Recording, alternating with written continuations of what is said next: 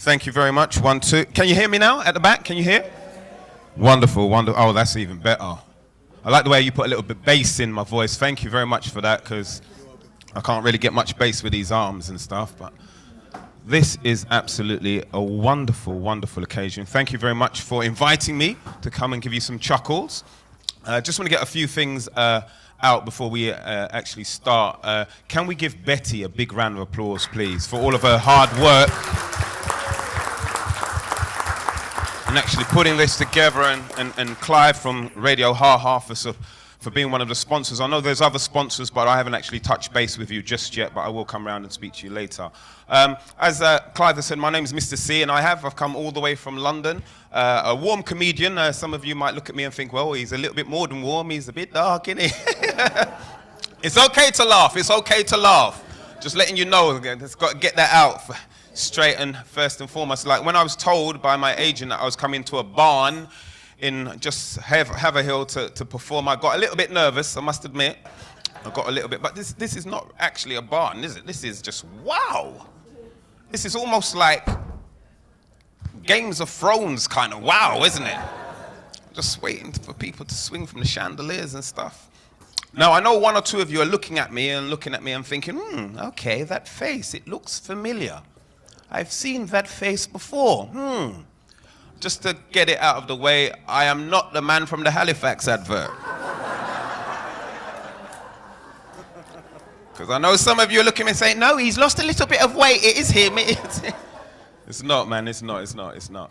Absolutely beautiful being here, though. I always like to have a good look around before I start, just in case anybody from my workplace is here, because I'm supposed to be on sick at the moment. And you can never tell, can you? You can never trust people, because there's always a snitch at work, isn't there? Little snitch. You say, oh, yeah, no, I saw him, he was at this thing, this fundraiser. Now, I know you're looking at me like we shouldn't do sickies, but we've all done them. We've all done them, haven't we? We've all pulled, come on, we've all done sickies. We've looked at the calendar and said, no, look, it's March. It's a little bit too early to use up my proper holidays, isn't it? I'll pull a sickie.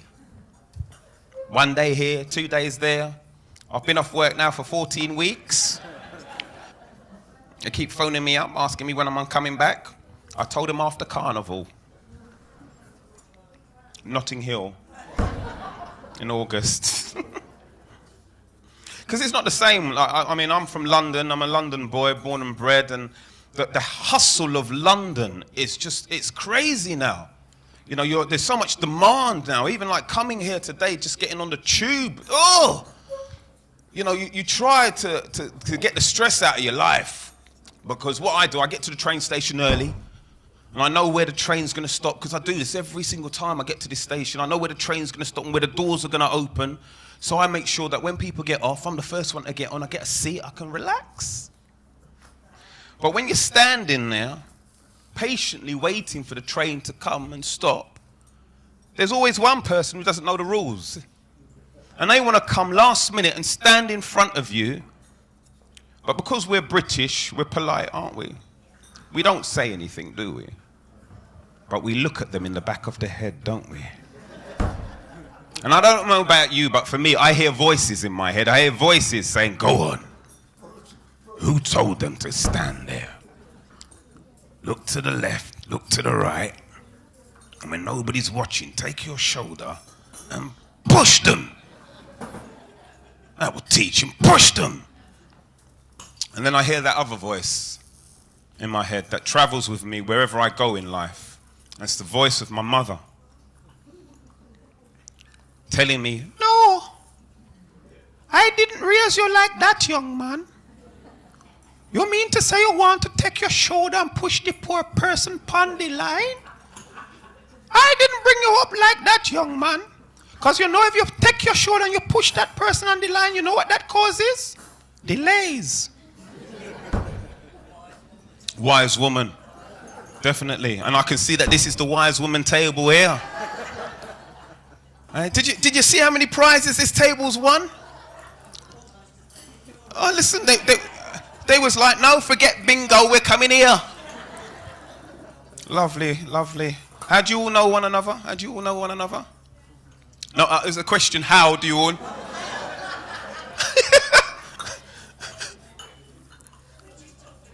You just talk to each other. Because why? The husband say, no, we're not coming with you lot. Bless you, bless you. I'm not Jeremy Kyle, I can't help you, darling. I really can't. But I feel your pain, Please give the Golden Girls a round of applause. The Golden Girls here, give them a round of applause. Absolutely beautiful. Oh, man. Comedy is what I do now for a living, much to the annoyance of my school teachers who told me that you'll never get a job being funny. I know there's one or two of you saying, yeah, well, I'll wait until you're funny to... Yeah, I absolutely love doing this job because for me, I think, there you go, like comedy. Give your heart a nice workout. Because when you can bring all your pain and your stress to comedy, can't you? I need a little bit more on this. I feel restricted from my movement with this. It's almost like my girlfriend keeping an eye on me. Like, no, you can't go West End to do more shopping, no. It's like comedy is almost like it just lifts you, doesn't it? It just changes your whole mood. I mean, by a round of applause, how many gentlemen here are in a happy relationship? And the ladies are laughing. Look at them, the witches. They're just laughing, aren't they? No, I've taken all of his happiness. I've taken it all. Yeah, it's helped me in my relationships, especially in the past, because, you know, what people fail to tell you is that trying to find love is really difficult, isn't it? And keep it. That's what I've found. I mean, it doesn't matter even if you're the future King of England. It's difficult with love, isn't it? I mean, he married that woman of our dreams, didn't he? Lady Diana Spencer. But that wasn't enough for him to fulfill his love. Then he married the woman of our nightmares. What's her name? Chlamydia. Camilla. I got the name wrong. Even Paul McCartney, who wrote all those songs with the Beatles, didn't he? Eh? Money can't buy you love, eh? But you married the wrong woman, it cost you an arm and a leg, innit, Paul? And Shirley came in with one leg. It's difficult, but we love them, guys, don't we? We love ladies. It's our job and our duty to love them, eh? And you know why? It's because we've chosen you. We've chosen you. That's the one we've chosen. That's the one we've chosen to love for the rest of our lives, eh? Until the Sky subscription runs out. That's the one. But sometimes, ladies, it's really difficult living with you. Not all of you, some of you. Look, the men, they're so weary. Look at them. Poor things. We'll see who the real men are. If you're a real man, you should be able to finish this phrase in saying, a real man's house and home is his what? There you go. Oh, if you're a castle. He was scared. He knew the answer. Scared. He was looking at her saying, may I, darling? May I? Am I allowed to answer this one? Because the reality for a lot of us men now, our houses and our homes are not our castles. Our IKEA is, isn't it, guys? Because we want to watch the football on a Saturday, but no, she wants to go IKEA with our credit card. And we've got to go, haven't we, guys? Because we remember what it was like living at home with our mums. Join in to laugh whenever you feel like it. This is the bit I love in comedy, the bit where I'm looking at you, you're looking at me, both of us are waiting for something funny to happen. It is, it's just the chemistry between, and then you have children, don't you, eh? Which are supposed to bring you more joy. And then you see your child's face, and you can see the joy in their faces, eh? Children, because they haven't got responsibilities. Hey, like my son, I've got 3 sons, and the eldest son, he's at that teenager stage now. You know that stage where you have to start praying for them when they go out, praying for them not to come back in the house because they're messy. And he doesn't understand simple things, my son, because he's a London boy. So what it is, he's got this kind of communication style and language which is completely different to how I grew up. He's got this kind of, he thinks he's an MC rapper kind of thing. Like I'll ask him a question, he'll be like, and that, I was like, did I send you to school in this country? We've got Polish people who've come here for 3 years and can speak better English than you. He's my son and I love him, and I try to explain to him as a man the simple things in life. That in order to be a man, you don't just reach an age and become a man. Because in our culture, like from the Africa and Caribbean, in order to be a man, you have to go for a thing which is called the rites of passage. In order to be a man, like if you're African, they send you out with just a little grass skirt and a spear, and you've got to catch a lion. That's when you become a man. Like in Jamaica, they send you out with like just a steel pan and you've got to make a Bob Marley song. That's what you've got to do to be a man. It's called the rites of passage. My son doesn't understand about that. You know, my dad taught me in this country about the rites of passage. He made it very clear to me. He said to me, son, come here, son. You see this passage in this house here? Anytime you see me walk in this passage, you give me the rights of way because I pay the mortgage in this house. And I learned about the rites of passage. The same way he made me understand about the importance of the word parent. Because he said, that's when you come in here from work, you pay me rent, pay rent. But my son doesn't understand about the rites of passage because he's one of these London boys who thinks that you've got to give him respect, innit? I said, what happened to manners and decency in the good old days? So I'm in my house coming down my stairs and he's coming up the stairs, but he doesn't understand about the rites of passage. So I've got to give him an education. So as I'm coming down the stairs, I'm looking at my son coming up the stairs. He doesn't want to give me rights of way in my own house. So I do the gentle thing, don't I? I do the gentle thing. And I make sure that my chest hits his chest, and I hit him, bam! And the next thing I know, I'm tumbling down the stairs because he's one of these kids who goes to the gym. And I've tried going to the gym. I've tried it, but I've been twice. Once to sign on, once to tell him I'm not coming back. It's too much hard. Have you seen these arms? See, look, these young men here. Look, see, look, fella. No, yeah, Mr. Looks so good. Yeah, you work out, fella? No, and you sit right at the front to make my arms look even skinnier than what they are now. See, he's got definition in his arms. They're called biceps, you see? Like mine are called more like buy one, get one free. And I've been skinny and slim for like most of my life, and for what it is now, I accept the fact that I'm skinny. I accept that fact. It's no point me trying to go to the gym, it's not going to happen. But ladies, I've found that ladies just don't find skinny men attractive. Don't give me sympathy, give me some therapy. Is that an offer, darling? I tell you what it is because like there are certain types of women who do find me attractive. It's usually women who are shaped like me, very, very skinny. And I try my best to say to them, no, stay away. But they still want to try and come and talk to me and like, oh, you're skinny, I'm skinny. Together we're a match. And I'm like, no, we look like matchsticks in a box. Get away from me. But they do. You know, I've tried dating skinny girls. You know, we've done that thing where we're dancing all night. You know, dancing all night. Not because we want to, but because our ribs locked together and we couldn't let go. And, oh man, I tell you what, the weirdest thing that happened to me, I dated this skinny girl one time, and, because, you know, like, I've got skinny problems, she had skinny problems, and she tried to explain her skinny problems to me, and being the man, as I said, because I chose her, I tried to uplift her from her problems, because that's my job and duty as a man. You know, once you have a woman who's yours, it's your job and duty, whatever damage she's got, to repair it the best you can as a man. But sometimes as men, what we do for our ladies is never enough for them, yeah? And so she told me that she'd been damaged by other women who told her that she wasn't a real woman because she didn't have bosoms. And I said to her, darling, it doesn't matter if your chests are flat like milk chocolate buttons. I will suck on them like they're Maltesers.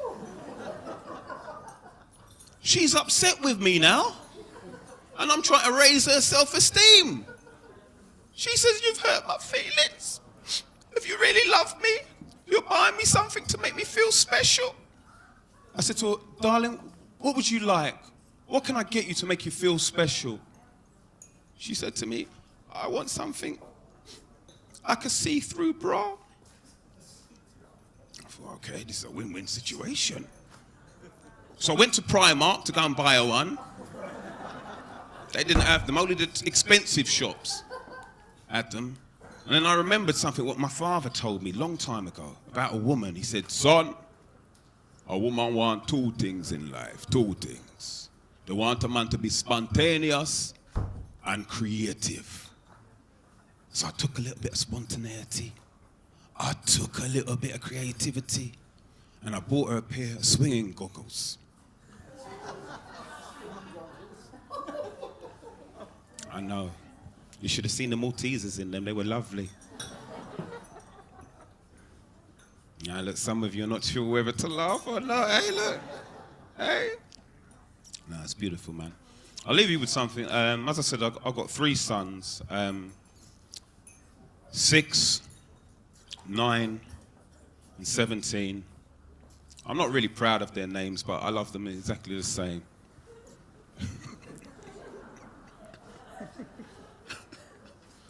And what it is with my sons is that I remember when I'm from that generation of the have-nots and the haves and the have-nots. I'm from that generation, not like this Tesco value generation now.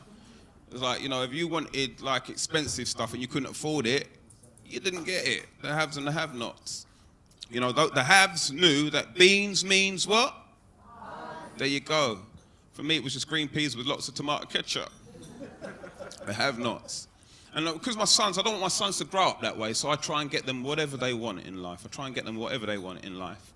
And that's why with comedy, I don't take them like McDonald's. I take them to a proper restaurant to eat. And I don't take them Toys R Us. Their mum can take them now. I take them to Hamleys. Yeah, I do, because comedy's been good for me like that. And I take them to Hamleys for a few reasons, to be honest with you. Number one, for them to understand that, you know, the images what you see of black males out there is not true about you, sons, yeah? That we can go anywhere in the world and be welcomed and feel at home. And that's why we go Hamleys, the finest toy shop. And the other reason why we go there is, because, you know, just to have a look at white people's faces when they see 4 black males go inside a shop like that. It's just, and they just, oh my God, is it the So Solid crew? Is it Tiny Temper and his mate? And they relax and they, oh, they're all right. They're all right. And when I go in there, I get a bit boasty and braggadocious and make a lot of noise. Why not? Security's already watching me, isn't there? So I spin the door and I send them in one by one. Come on, sons, come on, come on, come on. And Families has got like every single toy you can think of. It just blows a child's mind crazy when they go in there. They run about, ah! And I say to them with a lot of pride, I say to them, sons, you're my legacy, man. You're my future, you know. And anything inside this shop, anything you see, I don't care how big it is, I don't care how expensive it is, yeah? Pick it up, play with it, and then put it back down. Because we're spoiling these children, aren't we? Eh? Children 4, 5 have got iPhone 6. What did we have when we was their age? A can of beans with a strength. Have you seen them in the supermarkets with wheels in their trainers? Wheels! Holding onto the trolley. Whee! When we went to the supermarket when we were kids, we were the trolley.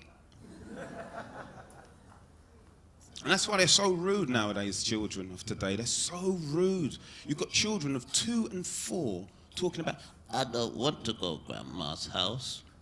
Grandma's house is boring. Grandma's house is so old, right, that her television has only got 4 buttons and it goes when you press them. Grandma TV doesn't even get Cartoon Network. She hasn't even got cable television in her house. I'm not going to Grandma's house. And what are we saying now as parents? We're like, shh, shh, don't say that. Don't say that and let Grandma hear you say that. She'll write us out of the will. And we've got to be different now. We've got to be different. And that's why, you know what, I like the older generation, the older way how we used to do things. I just think there was a much more direct and simpler way of just dealing with children, wasn't there? Hey? I take my grandmother. she would look at that child and say, oh, you don't want to come to grandma's house? And then she would make this sound called eh. And that eh wasn't a question, it's an audible warning for the child. To let that child know now is a good time to change your mind of your own free will. And grandma never looks down at the children. No, she doesn't, because she knows that's intimidating to look down at the children. She brings herself down to their height as she whispers in their ear. She does, because she knows when that child doesn't take their audible warning, she'll take the ear, twist it, and bring them up to her height. So they get a better perspective of life. She'll drag them into her front room, she will, oh yes, screaming, I don't want to go to you. And then she'll draw the curtains and say, yes, you're right. I don't have cable television in here, but if you look through the curtains, you'll see sky. Now you see that cloud? And that cloud? That's what I call Sky Plus. You can watch as much as you want, because in this house, that's what I call free view. Here you go, watch it in 3D and high definition. I just want to say, ladies and gentlemen, just in closing, that I think it's a wonderful thing what you're doing here. To have your own ECG unit is so, because we take things like that for granted in London. We really do. Not just an ECG unit, but also an ultrasound. It's just so important that you have these vital equipment right here in your own hometown. I know that there's a hospital that's been kindly lending you, but again, you're paying money for it, so it's time for you to have your own thing. And the fact that you guys have come out tonight on your Saturday to support this event, I salute you, number one, because it's so important that you support your own in life and in your own community. My father, he taught me many things in life, and the most important thing he taught me, because my father died when I was 14 from an aneurysm of the brain, and that's one of the reasons why when I heard about this, I said, oh yeah, I'll come and I'll do it. And as I said, he died when I was 14, and the thing that stays with me more than anything else is he loved to laugh. And whenever I do comedy, I always hear his laughter in the audience, because it's healing for me that way. So, you know, the fact that you're doing this and you're healing yourselves and providing for yourselves, I salute you for it. And just in closing, as I said, my father taught me many things about life, and as I said, comedy was one of his biggest passions. And I remember when I was going for a school trip to France, and I found out that my friend Steve had got pocket money, and I asked my dad for money as well, and he just, the boy want money. Go and ask your mom for that, because she got the benefit book. I said, no, Dad, it's France we're going for 2 weeks, Dad. I just need some pocket money. And my dad was such a joker. He taught me my first joke, and this joke stays with me for the rest of my life. And he said to me, he said, how much money you want, son? How much money you want? I said to him, £50, Dad. And he looked at me and he said, £40? What do you want £30 for?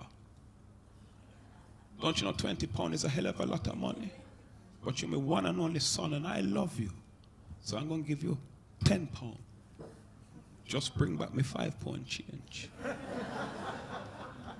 And he made me laugh by giving me nothing but jokes and humor. And I'll remember him until the day I die, and I'll always pass on the laughter. So pass on the legacy. Support Radio Ha Ha, because it's important for you to laugh wherever you are in life. Yeah, my name's Mr. C. Remember to live, love, and laugh. God bless you.